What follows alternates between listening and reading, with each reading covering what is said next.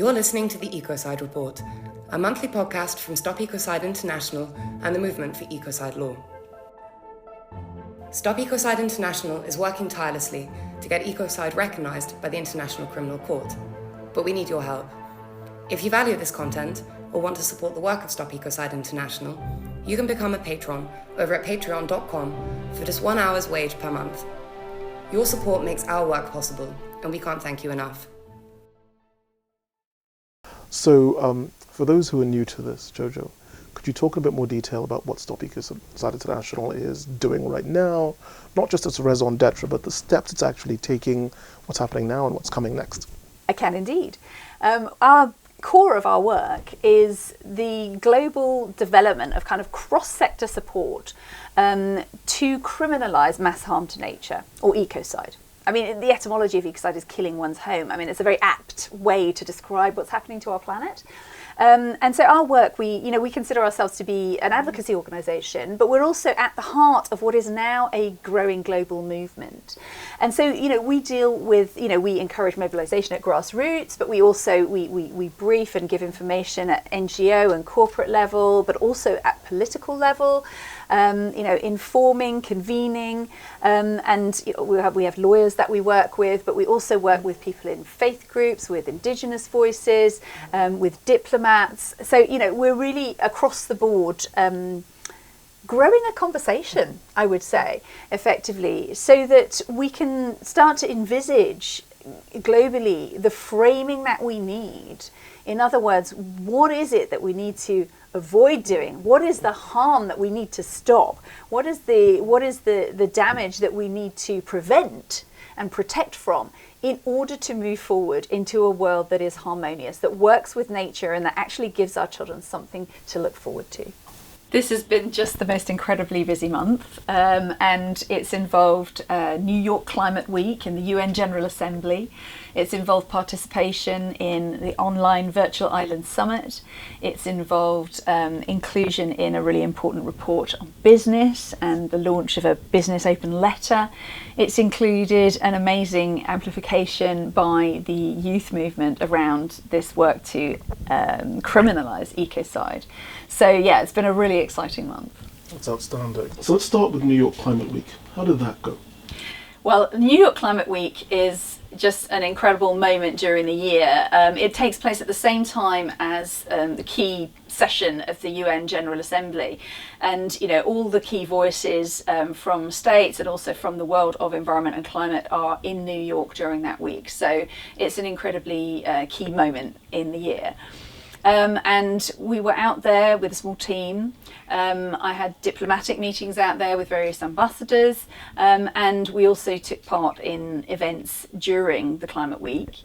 And perhaps the most exciting moments it's worth highlighting that emerged out of that time, during the UN General Assembly, for the first time, a head of state called on the UN members to support those states that are proposing to go forward with making ecocide the fifth crime at the International Criminal Court, and that was President Nike Vurobaravu of Vanuatu. And so that was really very exciting for us to have that spoken out in the UN General Assembly. Well, I think that's really exciting. What do you think it says about where the movement is at now, where it's reached and where it's going next? I think that shows that we're moving beyond the specific forums that we've been speaking in up until now, and obviously the very key one is the International Criminal Court itself, but this is the first time that an official statement from a state has put it in front of the UN General Assembly, and that really shows that the conversation is reaching the UN level, not just in that assembly but across other conferences and so on, to the extent that the president of Vanuatu felt comfortable doing that, and that is a really significant moment. So this sounds pivotal, but let's examine how could this request, this speech, this broadcast during the UN General Assembly itself, how could this affect the process you're going through with the ICC? I think the key aspect of it is it gives it a level of seriousness, of urgency, and of weight. Because the ICC is not a direct UN body, and it's it is made up in a similar way of, not the same number of states, but it has a similar structure of one state, one vote, and so on. But it's also the case that this initiative to make ecocide a criminal offence at the international level is something that many states have still not engaged with. And of course, they're all present for the UN General Assembly. So it's a way of kind of bringing it onto the radar of a number of players who also, of course, have a seat, have a representation at the ICC. And therefore, it's a kind of it's an amplifier of the conversation. It's a bringing it onto the radar for those states. That's excellent. Did the leader of Vanuatu during the assembly point to specific steps they were hoping member states could take? Did they make requests of the assembly that were pointed, or was it a broad general request and call to action? It was a broad and general request, and it came as part of a range, because Vanuatu is really positioning itself as a climate leader, particularly in the arena of following legal avenues and unusual, innovative ways to move forward the action that is needed to address climate and ecological breakdown using the law. And so Vanuatu mentioned several legal avenues, and ecocide is a key one of those. Interesting. So in terms of focusing on Vanuatu and their specific circumstances, are there elements of ecocide law that apply to them specifically, or were they making a broader request for the law as it applies internationally? I think as it applies internationally, because what they're really trying to call people into is a position of taking responsibility. And this is something that I think we're seeing across the most climate vulnerable states. They're really wanting the rest of the world, and especially the wealthy North, to take responsibility for the current situation. And of course, ecocide is a root cause of climate and ecological crisis. Even if we stopped all emissions tomorrow, if we continue to strip forests, to pollute the oceans, to ruin ecosystems, which are also the key vital carbon sinks, we will still have a climate crisis. And there's a recognition of that in the support for this preventive legal measure. And I think that's really the sort of positioning that Vanuatu has on this. So thank you for that. Thank you for talking about the exciting new news at UNGA. But in terms of New York Climate Week generally, were there any other high points that you want to mention? Absolutely. There were some other key moments, and one was the emergence of a demand for ecocide law as one of the key demands put forward by youth activists at the climate march on the Friday of New York Climate Week, which is the 23rd, and there were a number of other marches happening around the world. But the New York one strongly focused around 4 key demands, of which ecocide law was one, and that was a real key moment for amplification, and I think it also showed a kind of new understanding within the youth movement of how important this law will be in protecting their future. Absolutely. No, it's I think it's a new level of awareness, not just when you get official, I hate to use the word, but it is correct, bureaucratic acceptance of the importance. And there's a process that's there, but I think it's a new level of acceptance when those kinds of legal, structured, administrative processes are backed by the involvement of actual people and activists and people on the street calling for change. Are there highlights within that you wanted to talk about? What was wonderful was some of our team were involved in that march, and particularly we have a fantastic youth co-lead for Youth for Ecocide Law, who's from Sweden, and she was over for that march and was just absolutely animated it with her incredible spirit and way of talking to everybody about what we're doing. And some of the speeches at the rally also addressed ecocide law, including one from the chair of our US allies, Julia Jackson, who's also working really closely with the youth activists over there. So yeah, it was a really inspiring moment during the week. That's excellent. So just rounding off New York Climate Week, you had this amazing win at UNGA. You were involved with activists who literally took the message to the streets to try and call in older members of the public or a more diverse crowd into the conversation. But are there any other issues that came up or any pointers you want to make about that week? There definitely is, and it's another really key place that this conversation is emerging. And this was as part of a report called the Pivot Point Report. Now, this report was brought out by the Race to Zero. It's a group of climate champions, high-level climate champions around the world, representing all different industries, who have been really diving into how to galvanise, up till now, voluntary action around climate. And this report actually was ultimately an acknowledgement that voluntary action on climate is not enough. It's not moving fast enough. And I think this echoes a kind of frustration that we can feel all around the world, and we can feel it at every level. It's at grassroots level, it's with NGOs, it's with corporates, it's with policymakers, and it's even at the UN level. This frustration that the agreements that are in place are not triggering enough action on the ground to actually meet the level of the crisis that we're facing. And this report was an acknowledgement in that Race to Zero context that we need to move beyond voluntary contributions, beyond voluntary insights and actions, to regulation, to policy, to a new kind of set of ground rules for the economy, if you like, that will actually help to steer action in the right direction. And they had a whole chapter in that report on the drivers and influencers of change.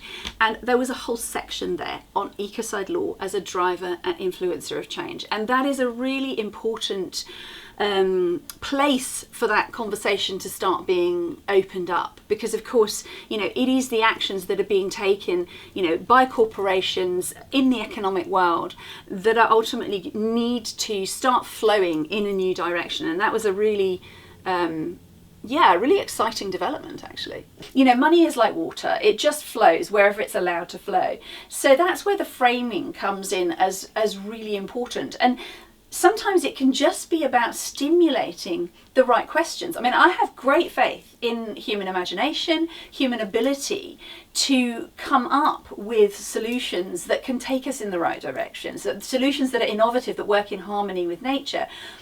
But if we're not asking the right questions, it's hard to find those answers. And there's nothing like a set of parameters for having people ask the right questions. In each sector, they can be saying, okay, well, if this is how ecocide is defined, how is that going to apply to my sector? So let's talk in a little bit more detail about the virtual island summit that you attended as well. I'm really keen to find out more about the stresses and strains of balancing the economic pressures that these islands face with the environmental goals that they have. I mean, this is virtually universal around the world. Because I think it's a false dichotomy. I think that it's wrong to ask people to choose between, their money or their lives, frankly. Did you see evidence of that happening within that context?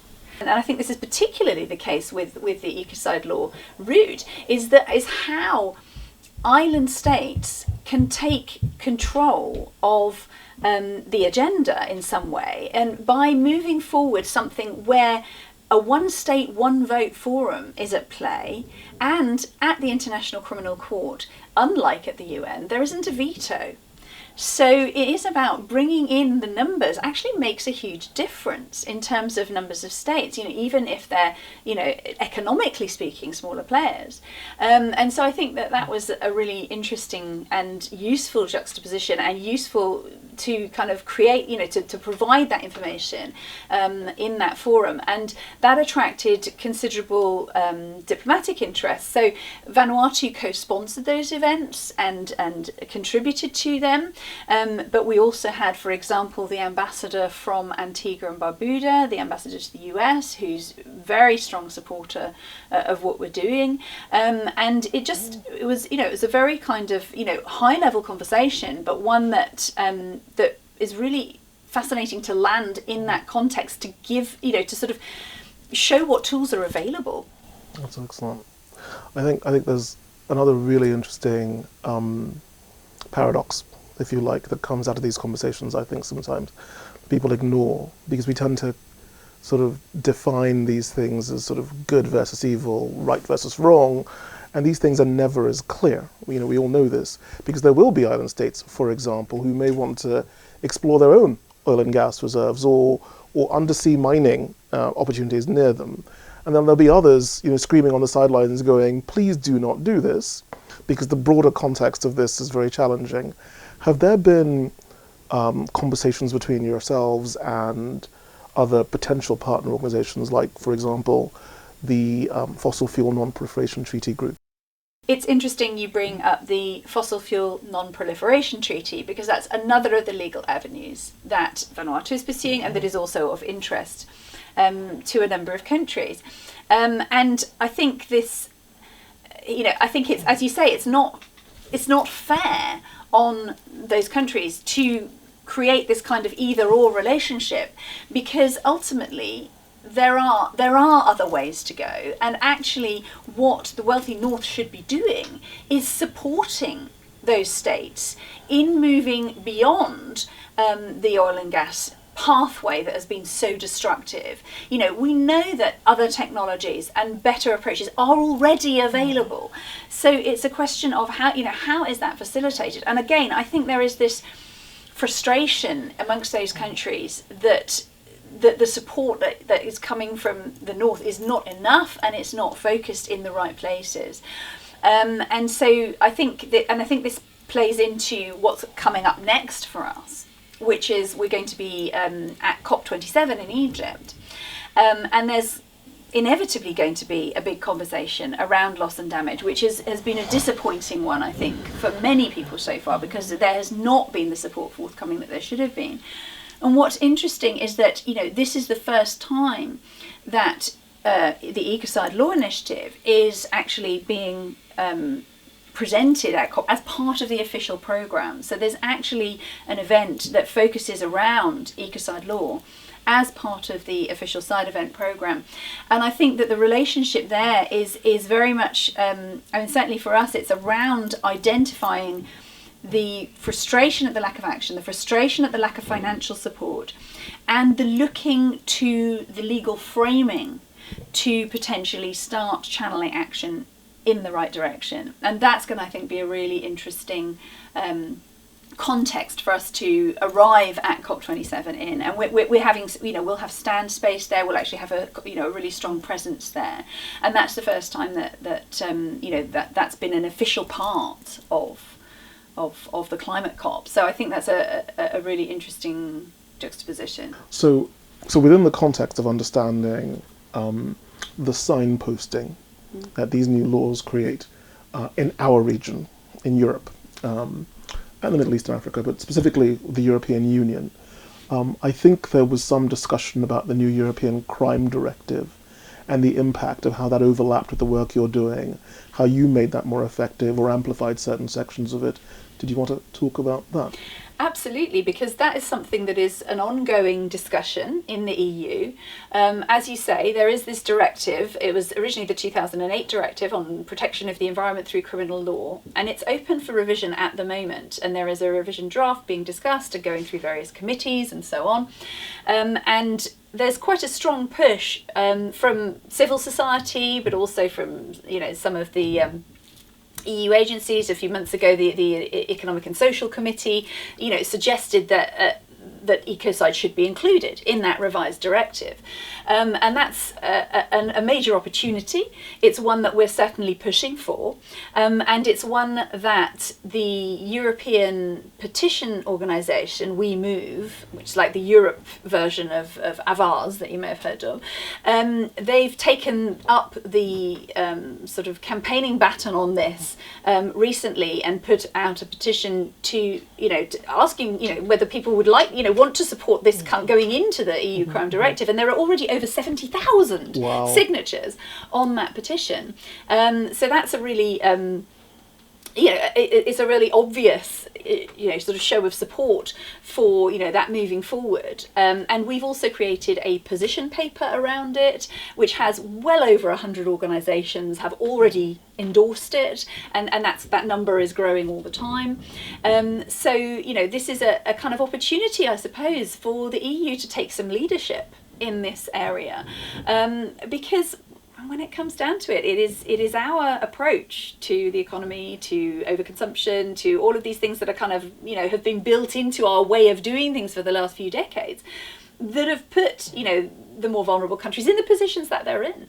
And so, having some kind of, moral leadership and legal leadership emerge out of this, I think would be an appropriate response from the EU.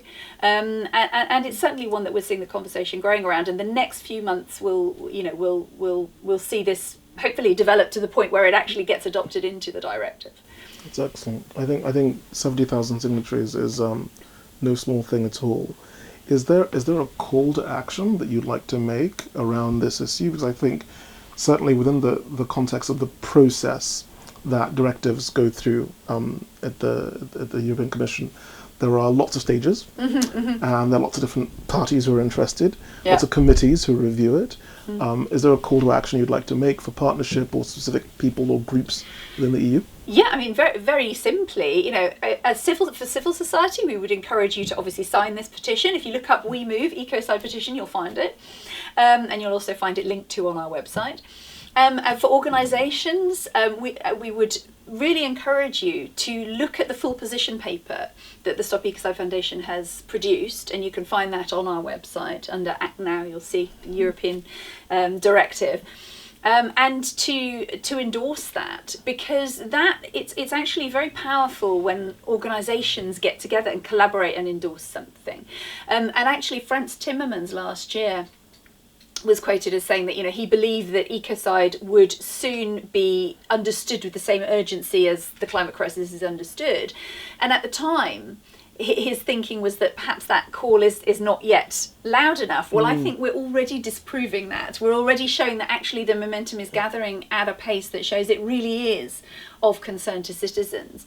And a survey that was done earlier this year actually showed this, that well over half of people who came across ecocide for the first time instantly thought this needs to happen, and that's actually and that's before they've even sort of got into discussions around it. Of course, that number goes up, but it shows that there is a moment to seize here, and absolutely we would encourage people to endorse that and to talk to their own MEPs, to encourage them to support, and that vote will probably come in January, but also potentially their ministers for justice, ministers for the environment. This is where, of course, those two meet. So in terms of important calls to action, one of the newer things that you're doing is you're writing an open letter to business, as in calling business in to join, if you like, Business for Ecocide Law.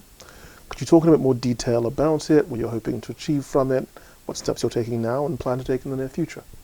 Absolutely. So the open letter for businesses to sign is aimed at governments. So it's aimed from business at governments to call on them to support an international crime of ecocide. And it's framed around primarily, the first point and the obvious one for everyone, of course, is protection of the earth, protection of the planet for our children. But it's also looking at, why would business get behind this? It's about stabilising of risk. It's about levelling of playing fields. It's about creative constraints, stimulating innovation, all of those things. So it's a real opportunity for businesses, great and small, all around the world, to potentially, put pen to paper and say, yes, we want this to happen because this needs to happen. And that can then be presented at big conferences like, the COP27 of the climate COP, like December's COP15 of the Convention on Biological Diversity, all of these kinds of forums. And it's really important because it helps the government decision makers to feel safe. Ultimately, politicians never come to the party till everyone's there having a good time already. They need to feel safe and they're going to look good.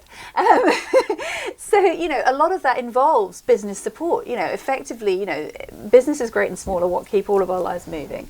I think that if we're going to end on a high, we should say that knowing that you've managed to receive 70,000 signatures in support of your action with the European Crime Directive is so, for me, so heartening. And if that's just the beginning, I can't wait to see where you go next. You've been listening to the Ecoside Report. You can find out more about all of the issues discussed in this episode via the links in the podcast description. Thanks so much for listening, and see you next time.